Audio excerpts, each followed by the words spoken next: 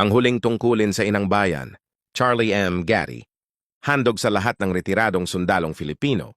Tumindig silang matatag noong tinawag ng alon at unos mga balikat ng kabataan, handang ipagtanggol ang baybayin, mga pilat na parang mapa ng kasaysayan, at mga medalya na kumikislap sa katahimikan ng gabi.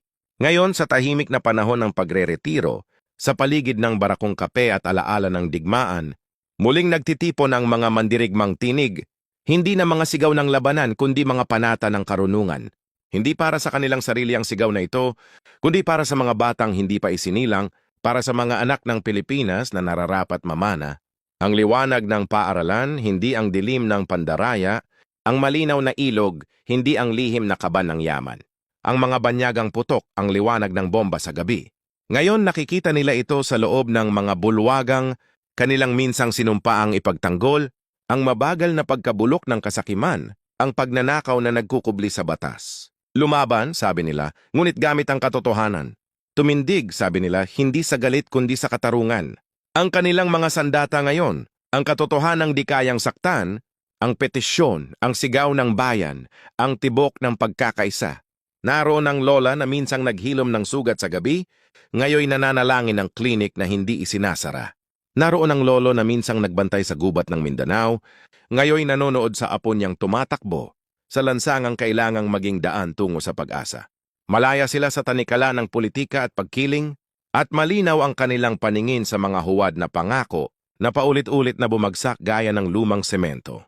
Hahanapin nila ang kasamaan, bubunutin ang korupsyon, ilalantad ang mga sabwatan sa dilim, hindi upang gibain ang bayan, kundi upang itayo itong muli.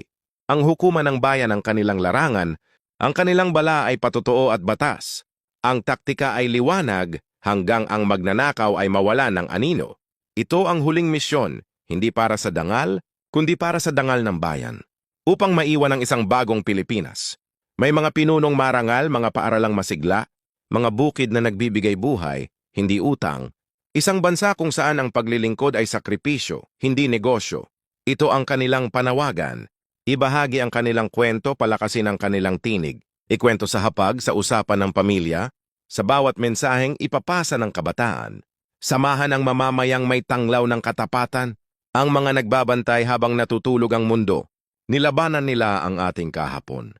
Ngayon ipinaglalaban nila ang ating bukas. Pakinggan mo ang mga yapak sa dapit hapon ay hindi pag-urong kundi pagsulong. Sapagkat ang tunay na pagkamakabayan ay hindi kumukupas sa paglipas ng taon, ito'y nagiging apoy na di kayang ikulong sa katahimikan.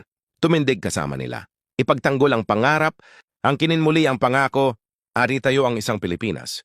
Nakarapat dapat sa mga pangalang nakaukit sa kanilang dibdib,